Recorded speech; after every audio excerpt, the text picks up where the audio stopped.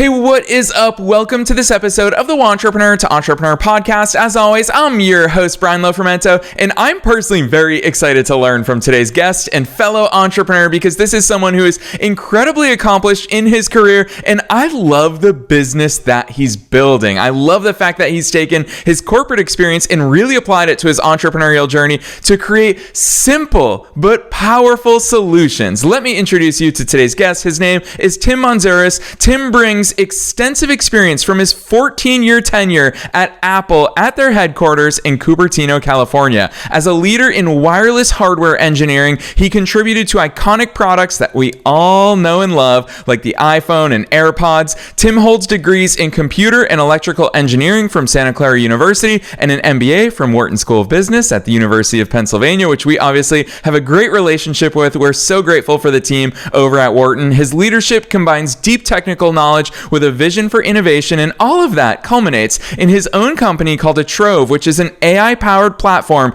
that transforms how organizations handle workplace communication. This is something that whether you have a full-time job, you're in the entrepreneur bucket, or you are a full-time entrepreneur, workplace communication is such an area of focus that we need to make better, and that's why I'm grateful for entrepreneurs like Tim to be part of the solution. Attrove synthesizes information across email, chat, and meetings to surface critical insights and reduce communication overhead. In Tim's words, he says, think of it as an AI assistant that helps teams cut through information overload and focus on what matters. Lots of lessons that we're all going to learn today, so I'm not going to say anything else. Let's dive straight into my interview with Tim Monzures.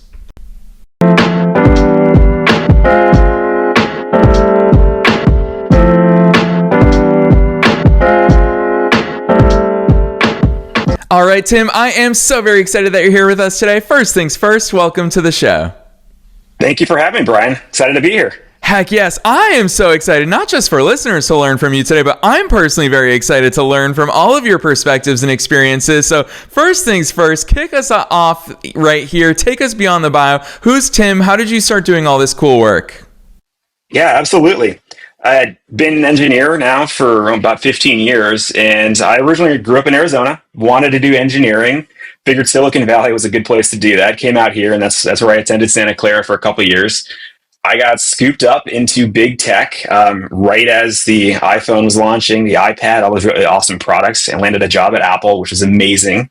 Stuck it there for a while, went from individual contributor, then eventually the manager side of things, jumped into a manager of managers, had an international team. It was a privilege to work with some of the smartest people I've ever had meet. It's awesome. And eventually, you start to get a little itch for something different. I always wanted to do the entrepreneurship thing, and I figured business school might be a good option to learn a little bit more about the ropes. And, did that right around the pandemic timeframe, which is a bit of a shift, I think, for everybody, but it worked out well. And, fast forward a couple years, I had a few ideas, a few itching problems that were kind of bugging me about Apple and just big companies in general. And I figured, all right, let's try and fix one of those. Let's try and solve one of them. And that's where I landed on the idea for Trove, which is really just this overcommunication. I spent more and more of my day in meetings. I'm sure a lot of you can relate to that, where, your time just gets sucked up into this administrative overhead, and it's kind of a necessary evil sometimes, but you really want to focus on what matters, meaning like decisions and action items, not necessarily just, hey, it's another status update. Oh, it's a Friday. Let's make sure everyone's on the same page and we know what we're doing.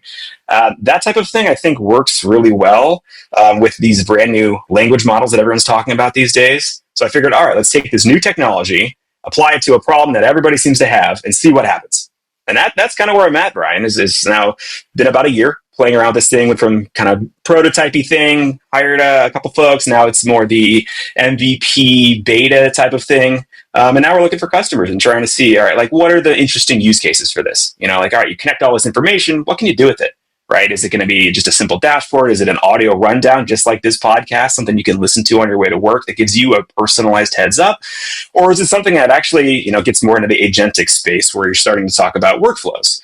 All right, you have this information. What do you want to do with it? You want to create a status deck? You want to create another meeting or some follow-ons?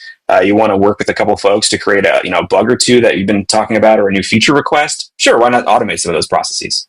So, Brian, that's in a nutshell kind of where I'm at and where I came from.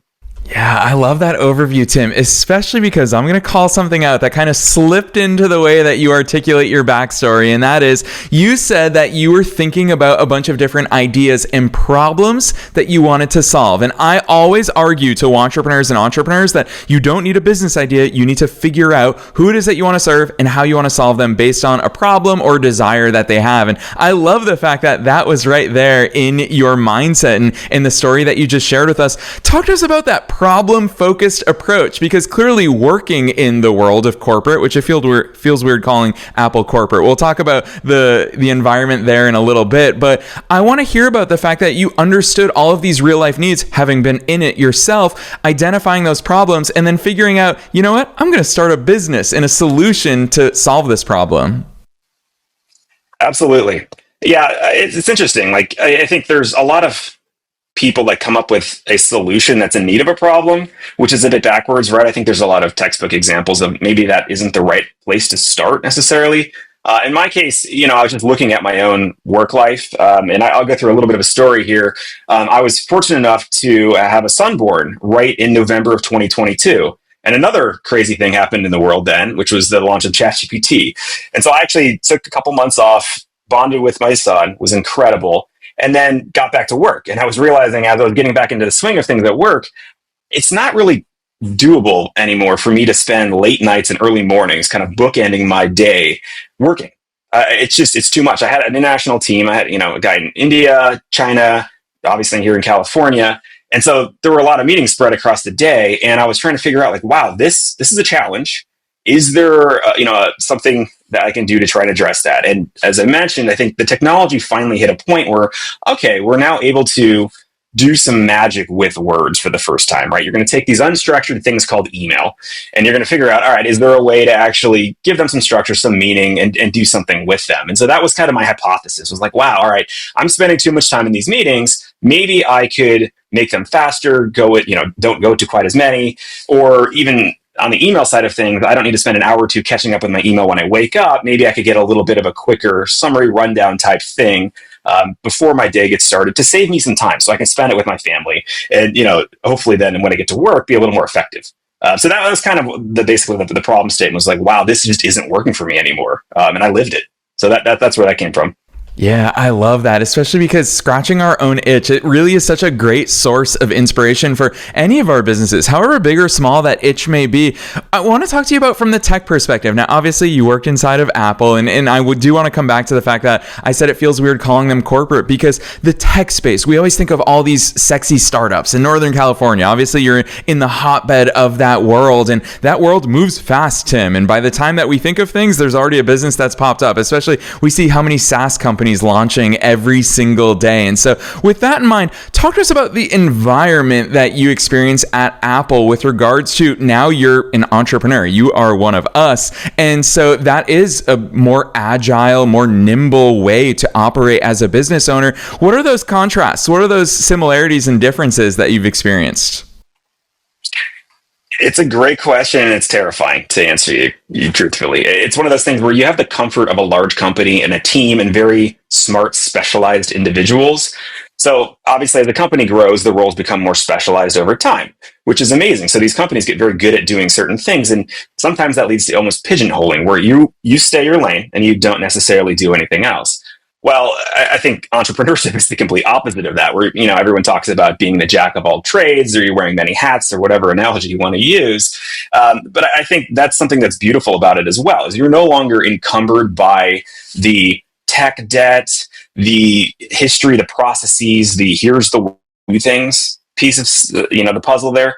So I really do think that taking the plunge, while it's terrifying, it's exciting, because you go from 0 to 1. Basically, it's going from, this huge company that knows how to make a million widgets or whatever it is. In Apple's case, like, yes, they're very, very operationally efficient. They're phenomenal at making millions of devices a day that are all very similar. And I had a small part of that. It was incredible. But then you start talking about, like, all right, if I want to do something a little bit different, I got to go from 0 to 1 myself, and then figure out, how do I even position that? How do I sell that, right? I always thought that I had an inkling for kind of this entrepreneurship thing at a big tech company. I was able to create tools and kind of sell those inside of Apple to other folks, which was great. How do I do that outside, though, without all those resources?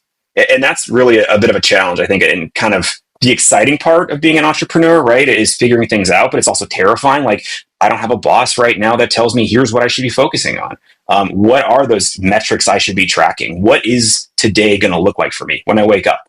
Is it focusing on product? Is it building something? Is it talking to potential customers? Is it talking to investors? How's the cash flow look? Do we have enough to get by for the next few months? None of that was on my mind when I was working at a big tech company. And I'm sure, most people don't necessarily sweat those kind of details until they get to the stage where, wow, I'm actually responsible for most of this myself, right? A lot of it's on your shoulders. And when you're starting off something new, it absolutely is, which is exciting.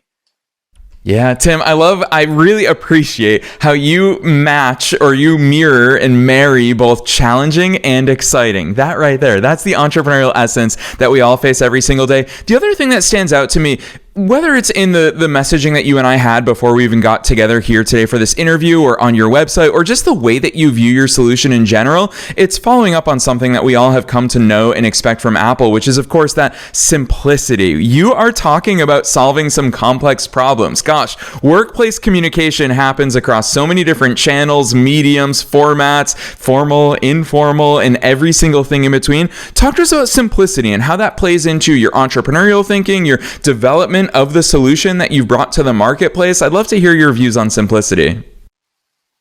Absolutely. And I mean, I drank the Kool-Aid when I was at Apple. So one of their key mantras is really focus and simplify, right? It's like, all right, let's talk about first principles. What actually matters? And in the case of workplace communication, to me, it's like, all right, you're trying to get a message across to somebody or a group of people.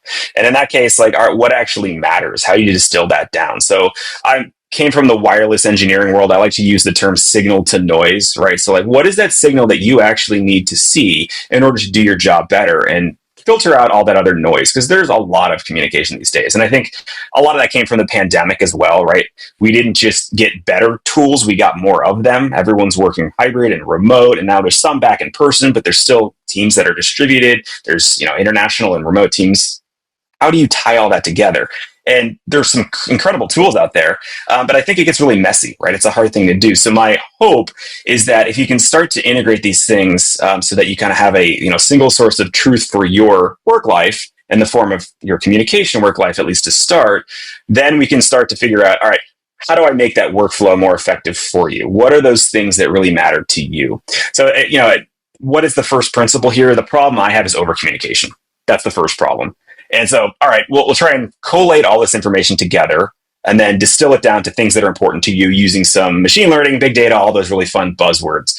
The second problem I'm kind of focusing on is stuff that gets missed, meaning, oh, I forgot to follow up with this person, or, oh, there was an action item, but, we kind of let it slip.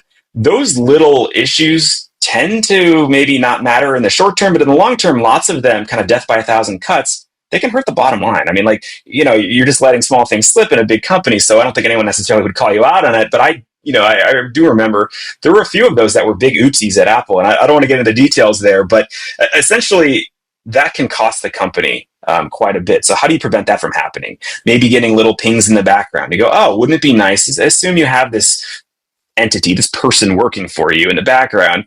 Maybe if they give you little nudges throughout the day about stuff you care about. Oh, there's something trending. We noticed on chat that this thing is happening. Do you want to know more about that? Oh, interesting. Oh, wow, there's a critical bug that just popped up.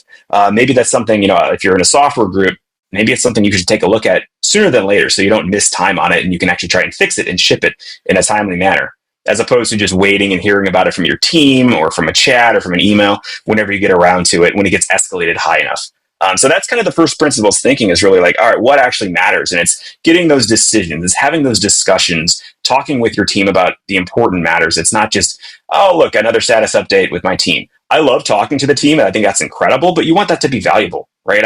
You don't want to waste time. Nobody wants to go to work and say like, all right, how can I kill 8 to 10 hours here a day? No, you want to spend it doing things that matter. So that's what I'm trying to do, is figure out like, all right, let's give you more time to do what actually does matter. Yeah, Tim, I'll tell you what, as a tech geek myself, I am sold on your vision for the future. I'm all aboard. However, I'm going to bring this up because I know that you for sure have thought about this and given a lot of intentional thought behind it. And that's the elephant in the room with regards to anything AI based, which is, of course, data, privacy, content. What the heck are we giving these things? And you're talking about communication channels, which are so intimate to all of us, having access to go through our emails, our chats. I mean, I'm a big fan of Slack. I live in Slack with my teams, as well as meetings. We're talking about all of this sensitive stuff. And I know that it's a world where I'm thinking about my parents' generation. They are so skeptical of all the things that we give to technology and to tech companies. What's your take on that? Talk to us about the state of where it is that we are with regards to this. And of course, doing what you're doing with Attrove, I'd love to hear that executive mind as to how the heck you take care of this important stuff. It's critical. I mean, you hit the nail on the head right there with one of the top concerns I hear about. And I think it's obviously very salient across any technology company is, all right, what are you doing with the data? Is it going to be sold for advertising? Is it going to be purely used to make the product better? Is it completely yours that you can do whatever you want with it? And even if it is yours, where is it residing? What's the likelihood of having a leak or a hack or something along those lines? So some of this does get exposed. And obviously, anytime you are going to connect data sources together and move information around, it's not zero risk. There's always some potential for concern there. In general, I'm trying to adopt best practices. My thought is like, look, I don't want to make money off of your data. I just want to make your life better in whatever way I can. In that case, we're trying to adhere to all the compliance standards. Hopefully in the next few months, if we can get around to funding here, then we'll probably try to do the whole SOC compliances, the ISO 27001, all that stuff, just to give people peace of mind. For now, it's kind of a handshake and a trust issue. I think what you're talking about with data and privacy gets down at its core to trust. Do you trust this company? And some people don't mind giving their information to companies and like, yeah, it might get sold, but that's all right. The net benefit outweighs the potential risk. Others, and especially in a corporate setting, are a lot more locked down. And I can tell you at Apple, it was a crazy process to try and use any external software because they had a very extensive review process, and they very much are about privacy and secrecy and need to know. And any information that could go to the outside could be damaging, right, to the company's reputation. There's the risk there. That's probably something they don't want to take. So thinking about my own company then, right now, again, it's kind of just knowing people, reaching out to my network. There's a trust piece here saying, oh, look, we're trying to do everything we can. We're going to encrypt everything, make sure we're using the latest standards. That said, some people do bring up concerns about language models. All right, if this goes out to OpenAI, because that's who you're using to run these queries, what are they doing with your data? And so it's not just me storing it anymore. It's me sending it off to somewhere else, having them do something with it in the form of a language model call, and then getting a response back.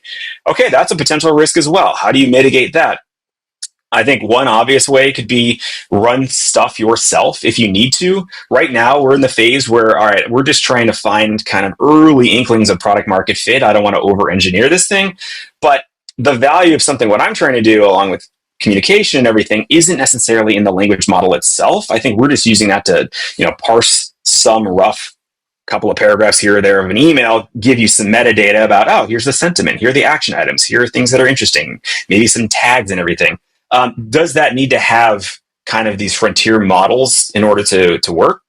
I don't think it does. So from that perspective, at some point, you could start to do more in-house. But for now, we're going to go ahead and prototype with what's out there because it's quick. You can get some free credits, all that stuff, and go from there. Long term, this could even be run on-prem. Everyone talks about their data, not leaving a site. If somebody wants on-prem, meaning they want to have their data in a server on their property somewhere, the company goes, oh, we've got an entire server room. Can we just run everything over there? In the case of a Trove, sure. I think at some point that might make sense. So that is a way to mitigate data privacy concerns to some degree. So I don't think there's ever any way to get fully foolproof and have no risk, but trying to make sure that you're adhering to the best principles and all that stuff, that's what we're trying to go for.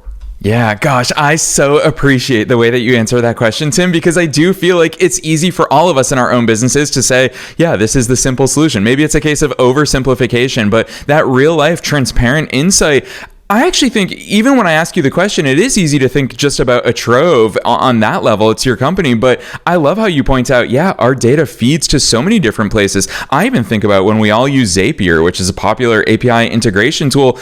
Gosh, yeah, that's also part of our data and content mix that probably we don't think about. We just think about those end use cases that we're involved with. So really important considerations there. Tim, you're an engineer and you use the word over-engineer. You don't want to over-engineer things. Of course, as entrepreneurs, we've all heard of MVPs, minimum viable products. Talk to us about that approach to it, especially as you're in this phase of finding that product market fit. Where does your engineer mind go with regards to not over engineering and maintaining that MVP that people can actually use? Oh, it's torture, Brian. That's a really hard one to answer. Engineers, I think, tend to be perfectionists. I think scientists, engineers kind of go that route where, what is the truth? What's the best optimal approach to do something? How do you do it with the least amount of resources to get the biggest bang? That kind of stuff. So it's hard, especially coming from a company that I think notoriously over-engineers products. Apple does a phenomenal job. But do they need to have, the amount of people working on every single feature? I don't know. Up for question. However, on the other side of the coin now is, all right, you're trying to get an idea into the world. You're going, as has been said, from 0 to 1. How do you do that in a way that makes sense? And to me, it goes back to all right, trying to mitigate risk. This is you having an idea and a hypothesis of what other people might want solved. I have a problem statement. I want to solve it for myself. Great. I'm not going to pay myself to do that. I'm just going to try and do it. I'm hoping other people then pay me for it, though, right? That's the mentality. So from that regard, how do you start to come up with a roadmap, an idea of how to approach that problem that is tenable in a short amount of time in a finite budget with limited resources and all the other constraints that come with early startups? And from that perspective, I really think it's just, all right, let's take the main problem statement and figure out, all right, I have too much communication in my case. What are the steps to start picking that apart? Well, let's first shove it all in one place. Okay, great. So we're going to have some integrations into Google and Microsoft Outlook and Slack and some of these other tools. That's step one. Get the information where it needs to be, so at least now it's in a single place instead of the many apps that you start to use in the workplace, right? You open up your calendar, you open up your web browser, you got email, you probably got Zoom, some other video tool. There's probably a bug tracking tool or some kind of product management tool. That's crazy. There's just a lot of them. Get them together. So step one. Step two, then, I really think is, all right, once you have that information, what would be useful for you? In this case, let's start with something like a daily rundown. Okay, so everybody wakes up and transitions from their home context, their family, their life, into work context where, I've got coworkers, they got to focus on getting my job done, whatever that may look like for you. And how can I do that a little bit more quickly now that I have this information? Maybe it's giving you a nice rundown of what happened yesterday and a heads up for any meetings that you have today. That's a good start. Okay, so that's kind of the next step. Oh, what about throughout the day? What if it's not just in the morning? I think it's easy enough then to say, okay, connect your calendar. And then as you have new events and new meetings coming up, can we start to provide you little benefits before the meeting? Instead of spending half of the meeting talking about a status update and level setting and getting on the same page, let's give you a little bit of a download, or here's the latest communications relevant to that upcoming meeting. So you can prep for it in 2 minutes. And then you get to the meeting and you're ready to go. Whether it's a one-on-one or it's a large status update, with a huge presentation and everything in front of a large group of people, I still think there's benefit to actually having the latest and greatest information for you ready to go. Okay, so that's kind of the second step I took. And then the third one is really talking to a lot of customers and understanding all right, those are features I think are useful. Let me talk to you and other potential customers and figure out what else would you want to do with that? What does your daily workflow look like? Forget the automation piece. Just what do you do in the morning? You check your email, you check your calendar, you figure out exactly, all right, here's the 3 things on my list I need to get done. Great. Then what do you need to do those? Can I help automate any of those? Can I start to expedite this stuff? I come from a software and hardware background where, automation is kind of the key word. I think that's how technology is really allows you to have this kind of lever and make you way more effective, is to use this automation in a way that doesn't require you and your brain power, your vast brain power, to actually figure out, here's what I need to do every second of the day. No, you got to do the same task and it's mundane and rote. automate that. Don't repeat yourself. It's the paradigm in software, DRY. So what can I help you automate now that I have this work context for you? And that's kind of the step where we're talking, all right, maybe longer term, it is this kind of agent thing. But as part of an MVP, I'm not sure it makes sense to do all of that until I really understand where the value is, what customers actually want. And so that's where I've been drawing the line is here's the minimal viable product piece, which is really just getting your information in one place and providing you kind of examples of what I think might be useful. Then it's trying to get this feedback cycle going where, all right, I want to understand the true value for product managers, program managers, people managers, other folks in industry who are just struggling with over communication. What are your needs and how can I help meet them? I mean, at the end of the day, that's the goal, right? Is to create a product that people love. Nobody wants to ship a product out there and just hear crickets, right? Like, yeah, the money is there too. You want to get something going, but really it's about, no, I'm doing something useful that helps people. I think that's what a lot of entrepreneurs want to do is they want to help make the world somehow better in whatever way that manifests.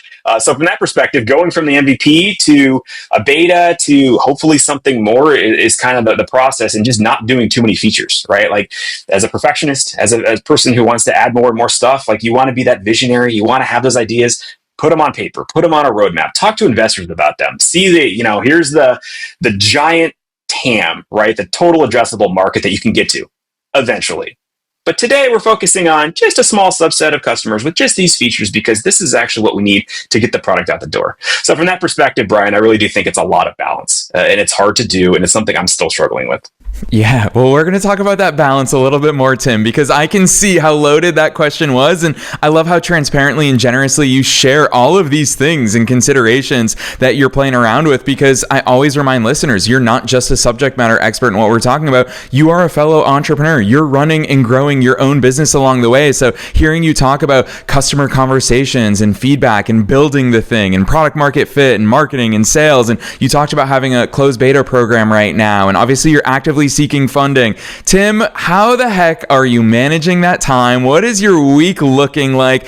How many different hats are you wearing? Like, is fundraising, is that a hat that you've got on the majority of the week? You're building things. I want to hear behind the scenes as how Tim, the executive and the entrepreneur, is operating. I'm a product guy from my roots. I would say I like building. So I spend probably more time than I should on the building side of things. And recently that's been a lot of programming, right? Just trying to get this software as a service platform going, learning the tools. I was stuck in a silo at Apple, which was phenomenal, working with really smart wireless engineers. I am miles from that right now, where I had to figure out what frameworks do you use? How do I incorporate that? What's this whole language model thing? What are agents? What's a vector database and how does that work? How do I use any of these new types of, I guess, algorithms to figure out this is the right tool for the job? So that's on the product side, is really understanding here's what's available and how we can start to push the envelope there. So I do spend a lot of time trying to build, trying to create a nice interface, trying to understand, like, all right, how do you store the data? What's the architecture of the database, the backend, all that other stuff look like? However, to your point, there's a lot else that goes on in a business. So that's me flipping a switch and saying, okay, we need to do a little more hiring. We need to go talk to, as many people as we can and understand, I would like another founding engineer. What does that look like? Here's the job description. Let me start going through resumes. We're trying to do it in person in San Francisco. So let's make sure that is front and foremost because, I believe early on, rubbing shoulders can have benefits. There's nothing wrong with remote work or hybrid. Early on for the first 6 months, 12 months, maybe it helps to be in person though. So I've got that hat that gets to be worn quite a bit as well. And then to your point, it's a lot of customer outreach. I'm using my network mostly early on as just reaching out to folks, understanding, all right, so you're at a big company, a small company, you're kind of mid-market, what's your role? Do you have this problem? Or really like, oh, I've only got 10 people at my company. I don't think this is actually an issue that I have. Okay, great. We've learned something. It's not a product for necessarily a small company. That said, I do know individuals, even in their personal life, that would love to have this kind of assistant, right? Is that something that we could integrate at Attrove? Maybe, but right now, let's just capture those requirements and understand, does that make sense? Is this something we should incorporate? So those are the customer conversations that I get to do. And I try to talk to a handful of folks every week, just pinging them left and right. Does it work? How about this week? How about next week? Is this something that might work well for you? No. And go from there. Don't take anything personally. I think a lot of people are busy. And that's one of the hardest things I've learned as well, is just everyone's living their life and you're trying to be a force for change. You're trying to improve things, but it is a change. People don't necessarily like change. How do you deal with that? And so just listening, understanding like, well, all right, what about your routine, your life, your work day that really does frustrate you? And does that line up enough with what we're doing? So picking those nuggets out, and that's all the customer piece of things. And so I try to spend, a good quarter of my time doing that. And then as you alluded to, we're just starting to gear up. We've been bootstrapped and did a friends and family around the middle of last year. But I'm hoping over the course of the next couple months to start doing a little bit of a roadshow for kind of a seed round. Basically, all right, we've got a beta. We have some potential customers who are interested. They like certain features. Should we put enough gas in the tank to really get this thing going? And that's going to require a little bit more capital. For better or for worse, people are expensive. And so hiring a couple more engineers, maybe a marketing person or UI UX person to do this, I think would really help, make everything better for the product, right? Oh, more resources. I can do more, of course. Balance that though. And so starting this outreach with investors, just understanding like, all right, this journey can take a while, right? Depending, AI is a hot space. There's a lot of competition. So kind of multiple sides of the same coin. Is this something that's going to take 3 months, 6 months, a year? How much cash do I have? What's the cash burn look like? So that's almost then the business side of things. So talking to investors a little bit to try and address these business needs, which is, at the end of the day, if you have any employees, you want to make payroll. How are you going to do that? Early on in a startup, chances are you don't have enough profit to do that on your own. You need to have some kind of investment, which gets in the whole discussion about cash burn. Like, all right, well, how much runway and how much money am I burning through every month? How much longer do I need to get to that next milestone? Is that next milestone going to be the beta? Is it going to be a public release? Is it trying to onboard more customers? What do I need to do to get there? And so that's essentially, as someone trying to run a company like this, what you need to figure out, and then wear whatever hat is needed to get there. Yes, I love the way you answered that, Tim, because those are the realities of an entrepreneur and a CEO and a founder who is starting an incredible company that I personally know. I'm excited to follow your growth journey from here because it is much needed and your solution is incredibly cool. The way that you think about it, because you're thinking about the end users of how do we make workplace communication fit our lifestyles. And Tim, you've experienced it not only as a business owner, not only as an employee or a manager, but you've already mentioned as a dad as well. So these are important things, and hearing that you're balancing all of these is such an essential part of the entrepreneurial journey. So with that in mind, I always love asking this question at the end of interviews because it's super broad. You can take in any direction you want, and that is, what is your best piece of advice? Knowing that we're being listened to by both entrepreneurs and entrepreneurs at all different stages of their own growth journeys, as a fellow entrepreneur, what's that one thing that you want to leave them with today? I would say take the jump. This is one of those, I guess, fairly popular sentiments in the entrepreneurship world, but a lot of people who haven't made that jump yet tend to have reservations. It's never going to be a perfect time. I think most people are a little risk averse, and I think sometimes you need to become a little more risk seeking, not recklessly, but make the calculation. I honestly think that entrepreneurship is one of the best things that's made the world so much better over the course of humanity, right? Like coming up with novel ways to do things, or even if it's just something small, like, all right, you're trying to be a force of change and do something you're passionate about, that you care about. It's not going to be risk-free. It'll always have some degree of risk in it. However, I would encourage everybody to do a calculated jump, if you will. Yes, so well said. And you're right. It's advice that we've all heard before, but hopefully, Tim, this conversation that we're having right now hits somebody in that exact right spot in the exact right moment. So I so appreciate all of these insights. You've been so generous, not only in the information you've shared, but really sharing with us how you think and what you think about and how you're balancing all of this. Incredibly valuable insights. So like I said, I'm excited to follow your journey. I know that listeners are going to want to check out all the great work that you're doing at Attrove. So drop those links on us. Where should listeners go from here? Yeah, I think the best places are probably just our website, which is attrove.com, or on LinkedIn. We're on there as well. I'm not a big X user at this point, but try one of those other two options, and I'm sure you'll be able to find me. Yes, and listeners, you already know the drill. We are making it as easy as possible to find Tim and his company, Attrove. Down below in the show notes, you'll find all of those links. You can click right on through no matter where it is that you're tuning into today's episode. His business website, attrove.com, super simple. It's the name of his company. You already see it in this episode's description, but you could just click right on through. So, Tim, on behalf of myself and all the listeners worldwide, thanks so much for coming on the show today. Thank you, Brian. Much appreciated.